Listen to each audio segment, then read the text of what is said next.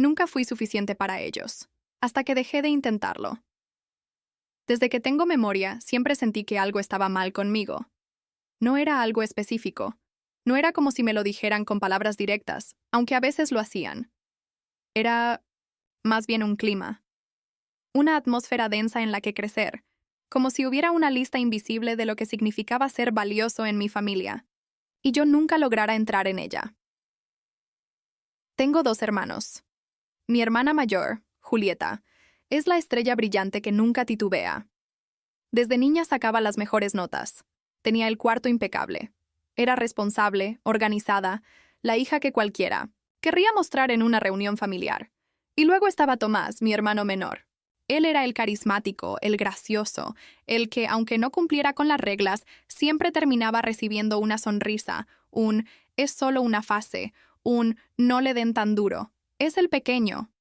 Y yo en el medio, literal y simbólicamente. Yo era la que nunca encajaba en un molde claro. No era la más brillante, tampoco la más divertida. Solo era. Pero en una familia donde los extremos ganaban atención, ser solo alguien que hace lo que puede no era suficiente. Recuerdo con claridad un momento. Yo tenía 9 años. Había hecho una manualidad en la escuela, una escultura extraña hecha con arcilla y palillos de dientes. Era una figura abstracta, un poco rara, pero me sentía orgullosa. La traje a casa envuelta con cuidado en papel, burbuja. Entré a la cocina. Mamá estaba en una llamada. Esperé. Cuando colgó, le dije con entusiasmo: «Mamá, mira lo que hice». Se giró, lo tomó en la mano, lo observó 2 segundos y dijo: «¿Eso qué es? ¿Un puercoespín?» «No, es Indianapolis, una montaña con árboles». «Bueno, más o menos». Ella sonrió, pero con esa sonrisa que no es de ternura sino de tolerancia. Lo dejó sobre la mesa y dijo: «Deberías pedirle a Julieta que te enseñe a pintar. Ella sí tiene ojo para esas cosas». Esa frase me marcó. Porque no me dijo «es feo», no me gritó, no me insultó, pero me hizo sentir invisible, como si mi esfuerzo solo sirviera para recordarle cuánto mejor era mi hermana. Cosas como esa pasaban todo el tiempo.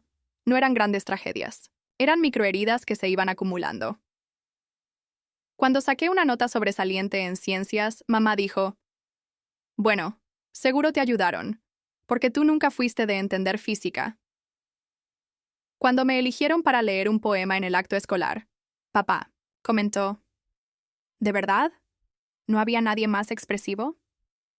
Y cuando una vez lloré porque me sentía rechazada, mi abuela dijo: «Eres muy sensible, siempre haciéndote la víctima». Crecí dudando de mí misma, dudando de lo que sentía, dudando incluso de si era normal sentir que querías agradarle a tus padres y no sabías cómo. Lo más cruel no fue que me dijeran que no servía. Lo más cruel fue que me dijeran que exageraba cuando lo sentía. Y así aprendí a callar, a fingir que no me dolía, a reír cuando hacían bromas a costa mía, a decir «todo bien» cuando lo único que quería era que alguien me mirara y dijera «te veo». Ese fue mi entrenamiento. Convertirme en alguien que hace el menor ruido posible para no molestar. Porque en casa, todo lo que no encajara perfectamente era molesto. Pero el dolor no se va por ignorarlo. Solo se guarda. Se empaca y se lleva dentro como una piedra que con los años se vuelve parte del cuerpo. Y mi piedra ya era parte de mí. Si creciste sintiéndote como el error de fábrica en tu propia familia, sabrás que no se trata solo de lo que te dicen, sino de lo que nunca te dicen. Como cuando todos en casa celebran que Julieta entra a la universidad con honores, con una cena especial, brindis, lágrimas de emoción. Y cuando a ti te aceptan en la misma universidad, lo único que recibes es un «bueno, ya era hora de que hicieras algo serio». O cuando Tomás se metía en problemas por pelear en el colegio, y mi madre lo abrazaba como si fuera el protagonista, trágico de una novela, repitiéndole «tú solo necesitas canalizar esa energía». Y luego me miraba a mí, que sacaba notas decentes, nunca llegaba tarde, nunca rompía nada, y decía: «Ojalá tuvieras un poco más de pasión. Pareces hecha de cartón. Parece hecha de cartón». Años después, esa frase me acompañaba cuando me miraba al espejo. No como un insulto, sino como una certeza. Durante mi adolescencia aprendí que tener baja autoestima no siempre se nota, por llorar en rincones. A veces se nota cuando te conformas con amistades mediocres, con relaciones desequilibradas, con trabajos donde te explotan, porque internamente pensás que eso es lo que mereces. O peor aún, que no podrías aspirar a más. En mi caso, ni siquiera me atreví a soñar con estudiar arte. Dibujaba desde los 9 años, con cuadernos llenos de ideas, retratos hechos a lápiz que hasta mis profesores elogiaban. Pero en casa, cuando mencioné la posibilidad de dedicarme a eso, mi padre se rió con una carcajada seca. ¿Y qué vas a hacer con eso? ¿Vender garabatos en ferias? Mejor búscate algo con futuro. Así fue como terminé estudiando contabilidad. No porque me gustara, sino porque, inconscientemente, creía que ser buena en algo que odiaba era más valioso que ser feliz haciéndolo que amaba. Pasé los años de universidad escondida, no literal, sino emocionalmente. Cumplía con todo. Entregaba trabajos, pasaba exámenes, me mantenía al margen. No participaba en debates, no pedía ayuda, no daba mi opinión. El silencio era mi zona de confort. Y mientras tanto, Julieta se convertía en una profesional aclamada. Tomás se convertía en una mezcla de influencer y coach de vida, aunque nadie sabía muy bien de qué vivía. Mis padres los celebraban en cada reunión, en cada almuerzo, en cada foto enmarcada en la sala, y yo no tenía ni una foto en el mueble principal. Una vez una amiga vino de visita y al ver todas las fotos preguntó, ¿y vos? ¿Dónde estás? Quise responderle con humor, decir algo como, estoy en las sombras, es mi estética. Pero no, me salió. Me encogí de hombros y cambié de tema. Porque dar explicaciones duele más que tragar verdades. Lo irónico es que cuanto más invisible me volví, más perfecta parecía por fuera. En el trabajo, era responsable. Entre mis amigas, era la que tenía la vida ordenada. Todos pensaban que era tranquila, centrada, equilibrada. Nadie sabía que cada noche me dormía con una frase clavada en el pecho. Nunca vas a ser suficiente para ellos. Lo más triste no era que ellos me lo hicieran sentir. Lo más triste era que yo les creí hasta que algo cambió. No fue un evento grande, no fue una pelea. Fue una tarde gris en la que vi a mi madre felicitar a Julieta por comprarse un auto nuevo con un abrazo largo y frases como, «Eres increíble, siempre logras lo que te propones». Yo estaba a 1 metro. Justo ese día había conseguido un ascenso. En la empresa donde trabajaba hacía 3 años. Lo mencioné en la conversación. ¿En serio?, dijo mi madre sin mucho interés. Bueno, es lo que corresponde. Ya llevabas tiempo ahí, ¿no? Y entonces lo supe. No importaba lo que hiciera. Podía subir a la cima del Everest, escribir un libro, aprender otro idioma, y nunca sería suficiente. No porque no lo fuera, sino porque ellos nunca habían aprendido a verme. Ese día me senté sola en mi cuarto y me pregunté algo que nunca antes me había atrevido a formular, ¿y si el problema no soy yo? La pregunta me taladró durante días. ¿Y si el problema no soy yo? La repetía en mi cabeza como un eco desobediente, uno que no estaba permitido en la casa donde crecí. Porque, ¿cómo podía ser posible que la familia se equivocara? Que el problema fueran ellos, y no yo. Desde siempre me enseñaron que cuestionar a tu familia era deslealtad. Que si algo dolía, debías entender el contexto, ponerte en su lugar, no tomártelo personal.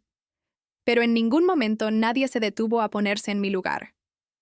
A preguntarse si yo, la hija del medio silenciosa, la que hacía lo correcto sin molestar, tenía algún espacio para hacer algo más que una nota al margen. Fue entonces cuando empecé a notar los detalles que antes pasaba por alto, como el hecho de que, en todas las comidas familiares, nadie me preguntaba cómo estaba, literalmente nadie. Las conversaciones giraban en torno a Julieta y su trabajo increíble, o a Tomás y sus 1000 proyectos inconclusos, pero siempre fascinantes. Yo estaba ahí. Servía el vino, traía el postre, lavaba los platos, y luego, como si fuera parte del mobiliario, desaparecía. Ese año me invitaron a una boda lejana. Una prima segunda a la que no veía hace años, pero que me insistió en ir. Acepté solo por escapar de la rutina. Fue en otra ciudad. Viajé sola. Y fue en esa boda, rodeada de desconocidos, donde pasó algo que me descolocó completamente. Estaba sentada junto a una mujer mayor, tía del novio. No nos conocíamos, pero hablamos de la música, de los centros de mesa, de cosas triviales. Hasta que me preguntó, ¿viniste sola? Sí, respondí sin mucho entusiasmo. Eso es muy valiente, y muy libre también. Se nota que tienes una energía tranquila. Me gusta. Me sonrojé. No por coquetería. Porque no recordaba la última vez que alguien me elogió sin un pero, sin una comparación, sin desdén. Una extraña me vio, sin saber mi historia, sin filtro familiar. Y me vio. De regreso en el hotel, lloré en silencio, porque entendí que llevaba años hambrienta de reconocimiento básico.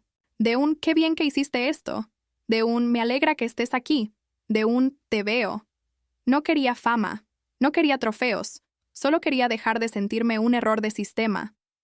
A los pocos días de volver a casa, algo en mí hizo clic. No, hice una gran declaración. No armé una pelea. Solo empecé a elegirme. Primero fue con pequeñas decisiones, como no responder de inmediato los mensajes de mamá cuando preguntaba cosas como ¿ya hablaste con tu hermana? O cuando decidí no ir a una reunión familiar con la excusa de que tenía trabajo, aunque en realidad me quedé en casa viendo películas y dibujando. Y luego, algo más grande. Abrí una cuenta en Instagram para subir mis ilustraciones. No como un emprendimiento. No como un proyecto serio para impresionar a nadie. Solo para mí. Mis dibujos siempre habían sido mi refugio. Durante años los guardé en carpetas, sin mostrarle a nadie más que a una o dos amigas. Pero esa cuenta fue como abrir una ventana. Sin nombre real, sin cara. Solo dibujos acompañados de frases que reflejaban mi mundo interno. Al principio pensé que nadie los vería, pero empezaron a llegar corazones, comentarios, mensajes. Cosas como, esto me hizo llorar. Me siento exactamente así. Gracias por poner en imágenes lo que nunca supe explicar. Y por primera vez en años me sentí suficiente. No porque me lo dijera mi madre, no porque me aplaudiera mi familia, sino porque alguien, sin conocerme, encontró valor en lo que yo creaba desde el dolor. Eso fue un antes y un después. No corrí a mostrarles la cuenta, ni a decirles que por fin estaba haciendo algo que me hacía feliz, porque aprendí que no todo tiene que ser validado por quienes nunca supieron cómo hacerlo, y eso, más que liberador, fue revolucionario. Porque la niña que una vez rompió una servilleta de rabia mientras su familia reía, por fin había dejado de esperar que la invitaran a la mesa. Ahora, estaba construyendo la suya. El problema de sanar en silencio es que los demás no se enteran de que cambiaste. Siguen hablando contigo como si fueras esa versión anterior que se tragaba las cosas, que decía que sí por miedo al rechazo, que aceptaba ser relleno emocional cuando los demás necesitaban un poco de compañía. Y yo había sido eso toda la vida, la hija de repuesto, la hermana sin brillo, la que estaba ahí cuando hacía falta, para cuidar a los sobrinos, para acompañar al hospital, para prestar plata sin que la devolvieran. Así que no fue sorpresa que mi madre me llamara una tarde cualquiera, con su tono de voz amable pero ligeramente autoritario. ¿Podés hacerle un diseño a Julieta para su presentación del trabajo? Es algo rápido, solo necesita una portada linda para impresionar a unos inversores. Silencio. No un saludo, no un ¿cómo estás? Solo una orden disfrazada de petición. Por un segundo, mi reflejo automático quiso decir sí. Pero esa parte mía ya no mandaba. «Mamá, no puedo», dije sin titubear. «¿No podés o no querés?», preguntó con tono cortante. «No quiero». «¿Estás enojada por algo otra vez?» «No. Solo aprendí a decir que no. No hubo pelea. Solo incomodidad. Ese tipo de incomodidad que solo aparece cuando una persona deja de ocupar el rol que la familia le asignó sin preguntar». Colgué con el corazón latiendo fuerte, pero no por culpa, por orgullo. Era la primera vez en mi vida que decía no sin justificarme, sin dar excusas, sin buscar suavizarlo, y lo más revelador fue lo que pasó después. Nada. No me llamaron para discutir. Nadie me buscó para entender por qué. No se preocuparon. Solo dejaron de insistir.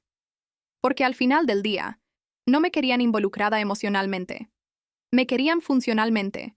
Yo era útil. Mientras sirviera. Mientras no molestara. Mientras no opinara. Cuando entendí eso, lloré. Pero esta vez fue un llanto distinto. No era tristeza, era una especie de duelo. Estaba enterrando esa versión de mí que vivía por y para el reconocimiento ajeno. En paralelo, mi cuenta de ilustraciones seguía creciendo, lentamente, pero con autenticidad. Empezaron a llegar mensajes de psicólogos, terapeutas, incluso docentes que usaban mis dibujos para hablar con adolescentes sobre autoestima y límites. Un día, una chica de Argentina me escribió: encontré tu arte después de una pelea con mi madre. Me hizo sentir menos loca. Guardé ese mensaje. Me recordó que lo que antes me hacían sentir como demasiado sensible, ahora era mi mayor fortaleza. Lo que me destruyó en casa, estaba sanando en comunidad. Una tarde, Julieta me mandó un mensaje corto, el primero en semanas. Entiendo que estés ocupada. Igual gracias por decirme que no. Me hizo pensar. No supe si era sarcasmo o madurez, pero no importó. Yo no había dicho que no para recibir aprobación. Lo dije por mí, y por esa niña interior que alguna vez pidió ayuda con los ojos, y no la recibió. Esa noche me senté a escribir un texto, uno que luego se volvió uno de los más compartidos de mi cuenta. Decía: a veces el acto más revolucionario no es gritar, es decir no en voz baja y no explicarlo. Me dormí con una sonrisa, porque había dejado de ser útil y había empezado a ser libre. Después de semanas sin contacto, me llegó una invitación en el grupo familiar de WhatsApp. Cena de cumpleaños para papá. Todos invitados. El mensaje lo escribió Julieta. Mi primera reacción fue la habitual. Una punzada de incomodidad. En el estómago, ese reflejo físico de años de sentir que mi presencia nunca era del todo bienvenida. O, peor, que solo era esperada para completar la foto. Pero después me senté, respiré hondo y me pregunté: ¿quiero ir? No si debía, no si era lo correcto. ¿Quiero? Y la respuesta fue sí, pero con condiciones. No porque esperara algo diferente de ellos, sino porque yo era diferente ahora. Escribí de forma individual, no al grupo. Hola, Julieta. Iré a la cena. Solo aviso que esta vez no pienso servir, limpiar ni estar pendiente de los demás. Quiero sentarme tranquila, compartir. Y si no me siento cómoda, me iré sin explicaciones. Lo digo con respeto. Pasaron 2 horas sin respuesta, y entonces ella escribió: perfecto. Haz lo que te haga sentir bien. Fue breve. Tal vez condescendiente, pero no me importó. Yo había puesto un límite claro, y nadie lo cruzó. Día de la cena, me puse un vestido que me encantaba, pero que nunca usaba con mi familia porque era muy llamativo. Me maquillé como me gustaba, no para parecerme a Julieta, sino para gustarme a mí.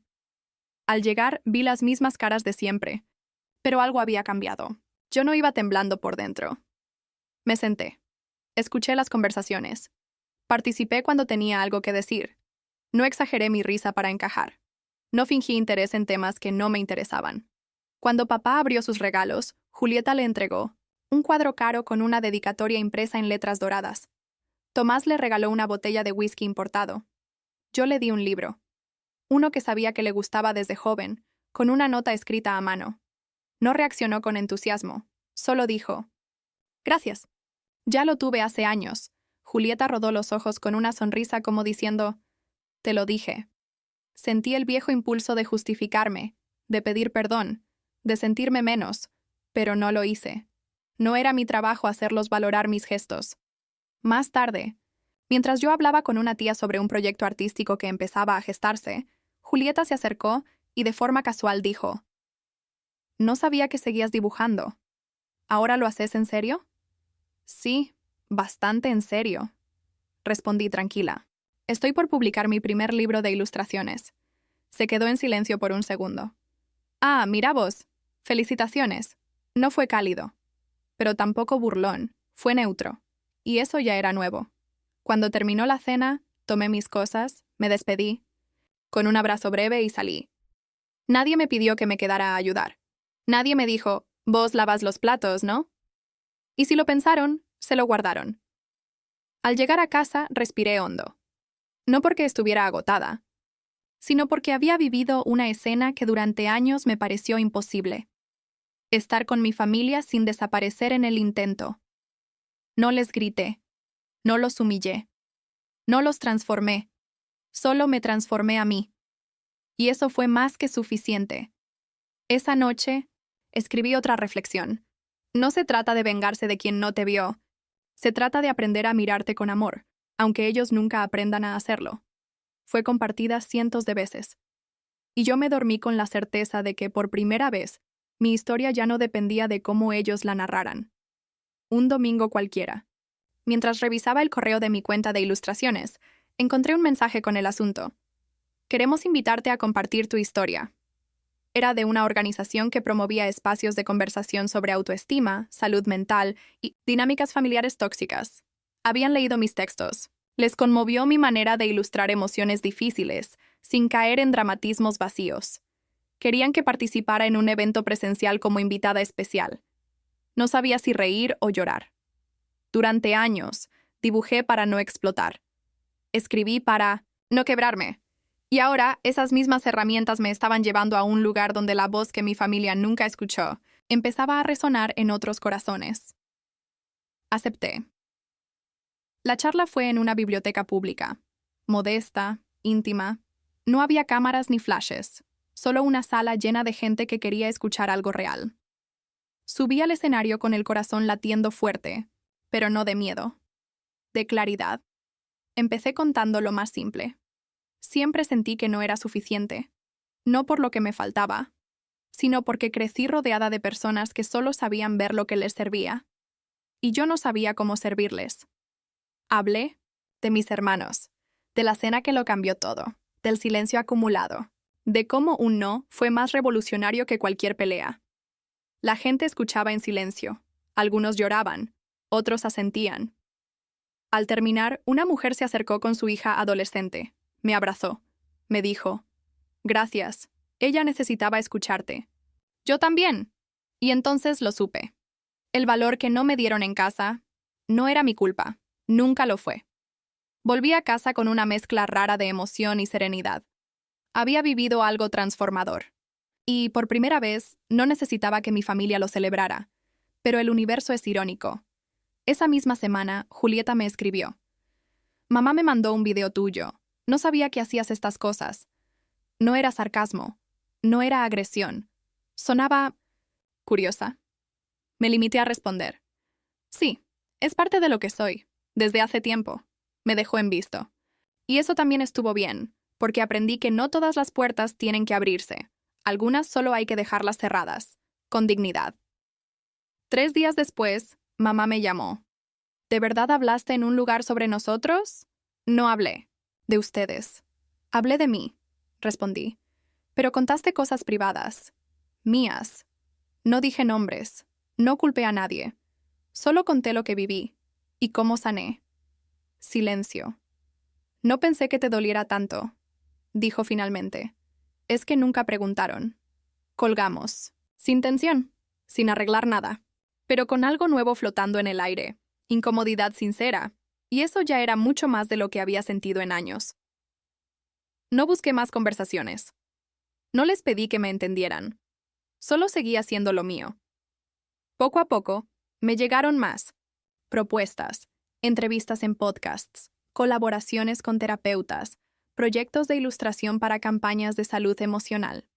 Y un día, alguien me escribió esto.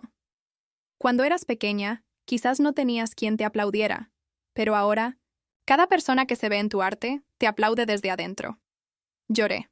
No por tristeza, por reparación, porque en un mundo donde durante años fui ignorada, por fin, alguien me estaba viendo entera. Una noche, después de una charla virtual con un grupo de jóvenes que me contaron sus propias historias de invisibilidad dentro de sus familias, cerré la computadora con los ojos llenos de lágrimas. No, de tristeza, de reconocimiento. Eran personas de distintas edades, géneros, culturas, y todos compartían el mismo hilo invisible. Haber crecido sintiendo que no eran suficientes para quienes más importaban. Esa noche no dormí bien. Me desperté a las 3 de la mañana y me senté frente al cuaderno donde ahora escribía todo, lo que antes guardaba. Lo abrí en una hoja nueva y escribí en la parte superior. «Para la Amanda que se creyó rota». Y empecé. «Querida Amanda. Te escribo desde un futuro que alguna vez pensaste imposible. Desde un lugar donde ya no duele que no te elijan. Donde ya no necesitas probarle nada a nadie. Donde estás completa, incluso con las partes que te dijeron que escondieras. Quiero que sepas que no fue tu culpa. No fue tu culpa que mamá no supiera elogiar sin comparar. No fue tu culpa que papá midiera el amor en función de logros. No fue tu culpa que Julieta brillara de una forma que te eclipsaba, ni que Tomás fuera el preferido aunque hiciera menos. No fue tu culpa que nadie preguntara cómo estabas, ni que tu cuarto fuera el único sin fotos colgadas. Nunca fue porque no merecieras amor. Fue porque ellos no sabían cómo darlo sin condiciones. También quiero que sepas que sí. Sí vas a llorar muchas veces. Sí vas a sentirte sola, incluso rodeada de gente. Sí vas a pensar que tal vez es mejor callarte siempre. Pero no, no lo es. Porque el día menos pensado, esa voz que callaste tanto, va a salvar a otros. Y lo más importante, va a salvarte a vos. Vas a crecer. Vas a decir que no sin temblar. Vas a publicar lo que antes escondías. Y la gente te va a leer y a decir, gracias por poner en palabras lo que yo nunca supe cómo explicar. Vas a tener tu propia voz, tu propia casa emocional, tu propia comunidad. Y vas a mirar atrás, a esa nena con la servilleta rota entre los dedos en medio de una cena donde nadie la escuchaba. Y vas a abrazarla. Con todo. Porque ella nunca fue débil. Solo estaba esperando que alguien la creyera suficiente. Y esa persona vas a ser vos. Con amor, la Amanda que se eligió. Terminé de escribir llorando. Esta vez no con rabia, ni con pena, con gratitud. Porque lo que nadie me dio, por fin me lo estaba dando yo. Esa carta la imprimí. La guardé en una caja junto a uno de mis primeros dibujos. Ese dibujo extraño de una montaña de arcilla con palillos de dientes que mi mamá confundió con un puercoespín. Lo había guardado todo este tiempo, sin saber por qué. Ahora lo sabía. Era la prueba de que aun cuando no me veían, yo ya estaba construyendo algo hermoso. Ese día, me sentí libre. No porque el pasado dejara de doler, sino porque ya no controlaba mi valor. El tiempo no cura todo, pero te enseña a mirar distinto. Y eso fue lo que empezó a pasarme cada vez que hablaba de mi historia. Ya no lo hacía desde la herida abierta. Lo hacía desde la cicatriz que me recordaba todo lo que sobreviví. Desde ese lugar, las palabras ya no pesaban como antes. Y tampoco dolía tanto que mi familia no entendiera el alcance de lo que yo viví. Un día, recibí un correo que lo cambió todo. Era de una editorial pequeña, pero muy comprometida con proyectos emocionales. Habían leído mi blog, visto mis ilustraciones, y querían proponerme algo. Un libro ilustrado que reuniera mis textos más íntimos, con reflexiones sobre el amor propio en entornos familiares fríos. Cuando lo leí, sentí que todo se detenía, me maté más. Vi, años atrás, escondiendo dibujos debajo de la cama para que nadie se burlara. Vi mis cuadernos rotos, mi rabia silenciada, y de pronto, todo eso tenía un propósito. Les dije que sí. Pasé semanas trabajando en el manuscrito, seleccionando los textos más honestos, más crudos. Algunos no los había publicado nunca.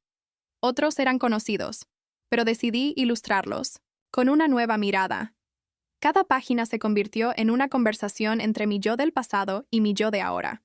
El día que envié el manuscrito final, cerré el computador y lloré. No porque necesitara aplausos, no porque soñara con vender miles de copias. Lloré porque había cumplido una promesa que no sabía que me había hecho a mí misma: no rendirme. Poco después, en otra cena familiar, mamá comentó que yo andaba ocupada con eso de los dibujitos.